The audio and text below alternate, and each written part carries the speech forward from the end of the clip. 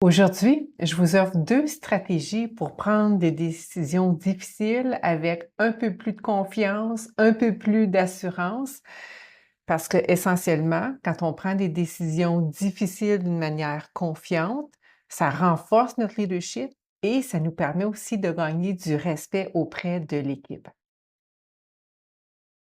La première stratégie, je vous invite d'abord à penser à votre talent.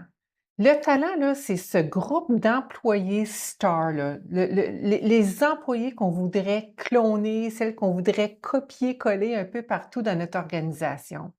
Donc, le talent, ces employés-là, s'attendent de toi, comme leader gestionnaire, que tu prennes des décisions qui sont courageuses et qui sont ambitieuses.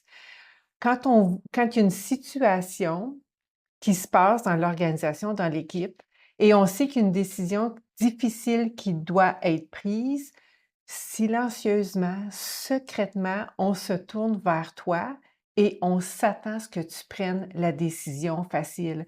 Dans la tête des gens, on se dit souvent: «Oh, je suis contente que je ne suis pas à sa place, elle a une décision difficile à prendre». Donc on s'y attend. Il y a cette attente-là, il y a cette expectative-là. On souhaite que vous ayez le courage et l'ambition de la prendre, la décision difficile. Le talent ne cherche pas toujours à être satisfait, à être heureux, à être même en accord avec vos décisions. Le talent, ce qu'il veut, c'est qu'il veut être guidé, il veut être soutenu et appuyé par des leaders capables de prendre des décisions difficiles pour le bien de l'organisation. Donc, le talent respecte les décisions difficiles, l'équipe respecte les décisions qui sont difficiles, même si initialement, elles ne plaisent pas toujours. Donc, on ne peut pas être tout pour tout le monde. Puis avant de minimiser, diminuer, faire des compromis dans les décisions qu'on doit faire, demandons-nous la question suivante: à quoi est-ce que le talent, à quoi est-ce que mes employés stars s'attendent de moi dans cette situation-ci? Il y a un petit piège associé à ceci et évidemment quelques risques. Le piège qu'on tombe souvent dedans quand on est gestionnaire leader, c'est qu'on croit que prendre les décisions qui sont faciles, qui vont plaire, qui vont rendre les gens heureux, qui causeront pas trop de vagues, vont suffire pour maintenir une équipe heureuse, engagée, motivée. Donc, tant et aussi longtemps qu'on brasse pas trop les choses, les gens vont être contents et donner leur meilleur. C'est un piège. Parce que quand on cherche constamment à plaire, on risque de créer une culture où on est dans l'insatisfaction latente. Puis là, le talent, progressivement, décision facile après décision facile après décision facile, le talent va perdre confiance dans notre leadership en supposant qu'on les évite ou qu'on n'a pas le courage de prendre des décisions difficiles. Donc, tout ça, ça mène à une certaine stagnation, hein. Tout ça, là, ça nuit à la culture d'amélioration parce que quand on ne prend pas les décisions difficiles, on est dans le statu quo, on fait toujours les choses de la même façon, on n'est pas en train de s'améliorer, se perfectionner, innover, être plus efficace, être plus efficient parce qu'on reste dans le confortable. Donc l'astuce, c'est avec le personnel, c'est de prendre le temps de redéfinir le succès des décisions. Donc, à quoi ça va ressembler si nous réussissons à faire ceci ou à aller dans cette direction-là ou à faire les choses différemment. Donc, les impacts à long terme de votre décision. Puis, pour redéfinir ce succès-là, puis pour vraiment être ouvert et bien communiquer avec l'équipe, bien, ça prend une rencontre. Ça ne se fait pas nécessairement dans un courriel. Donc, organiser une rencontre d'équipe pour expliquer le pourquoi derrière le quoi, la logique derrière votre décision. Et une fois que vous l'avez expliqué, ne passez pas trop rapidement en mode vaincre ou convaincre ou vendre. Passez plutôt en mode écoute. Écoutez ce qui les réassure avec votre décision. Écoutez aussi ce qui les préoccupe.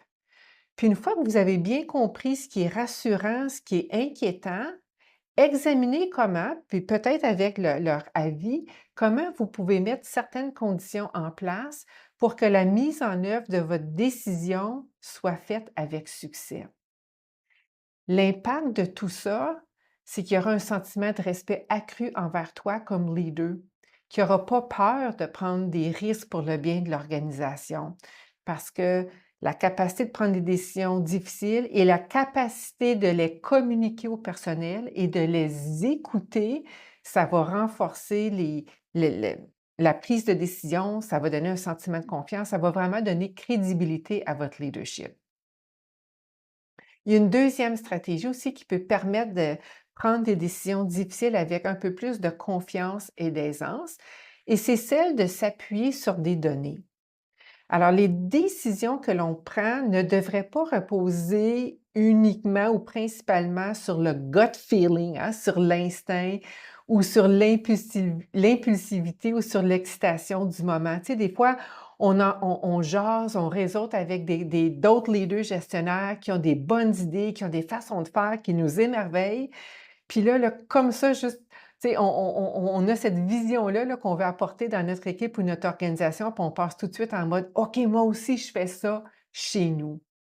C'est pas nécessairement les meilleures décisions parce qu'elles sont impulsives, elles sont pas nécessairement réfléchies, puis on n'a pas vraiment pris le temps d'analyser les impacts. Donc, avant de prendre une décision difficile, utilisez des données objectives, des données qui sont neutres.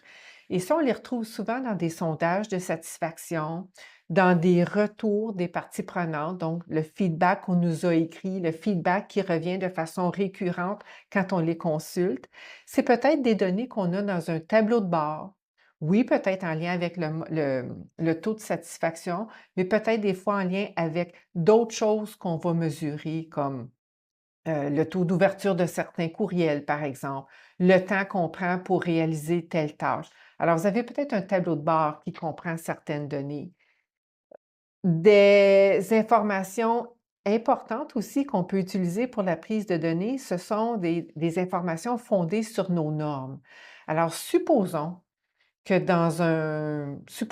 chez nous, on juge qu'un taux de satisfaction de 90 et plus, c'est très acceptable, mais on ne changera pas notre fonctionnement ou on ne changera pas grand-chose si on est dans ce 90 et plus. Sauf que si on se retrouve dans du 75, 80, peut-être même 85, on va regarder quelles sont les décisions à prendre pour améliorer notre taux de satisfaction. Donc, c'est ça que ça veut dire, tu sais, utiliser des informations disponibles fondées sur vos normes. Il faut d'abord les définir, mais ensuite, il faut les regarder avant de prendre des décisions. Des données objectives comme celle-ci permettent de nous assurer que les décisions sont prises en lien avec des besoins réels et non pas suite à des moments d'excitation, d'impulsivité ou même basés sur nos caprices personnels à nous comme les 2 gestionnaires. Il y a un piège, par exemple, par rapport à l'utilisation des données, c'est de croire que toutes les données brutes nous donneront toujours une vision complète. Les données ne parlent pas toujours autant qu'on souhaiterait. Puis le risque de toujours juste regarder des chiffres, se fier uniquement aux chiffres, donc aux données quantitatives, c'est qu'on risque de manquer des informations critiques. Il y a des faits, il y a des nuances qui ne ressortent pas toujours dans des résultats de sondage. Donc, que faire? Bien, c'est de combiner les données quantitatives, les chiffres, avec des entretiens un peu plus humains pour avoir une vision complète de la situation. Donc ça ressemble à des tête-à-tête, à des focus group, à des entretiens. Des fois, on va demander dans un sondage de satisfaction aux participants et aux participantes de nous laisser leur numéro de téléphone. Il y a toujours des personnes qui sont voulantes de nous expliquer ce qu'elles ont donné comme feedback. Donc, tu sais, d'aller chercher là, ce qui se cache derrière les chiffres que l'on voit dans des sondages, par exemple. Alors, quand on mélange et qu'on combine les données, les faits, les chiffres, donc nos données quantitatives avec nos informations un peu plus qualitatives, comme le feedback qu'on reçoit des personnes, ça nous permet d'être un petit peu plus équilibrés, un peu plus éclairés par rapport à la décision qu'on doit prendre.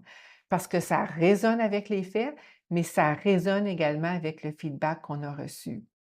Donc, c'est une approche ici qui va renforcer vraiment la confiance que l'équipe a en nous de prendre des décisions difficiles. Bref, quand on pense au talent, quand on s'appuie sur des données, ça permet d'aborder chaque décision avec plus de confiance. Puis quand on combine audace et analyse, ça renforce notre leadership et ça assure le respect, la crédibilité de la part de l'ensemble de l'équipe, mais particulièrement du talent.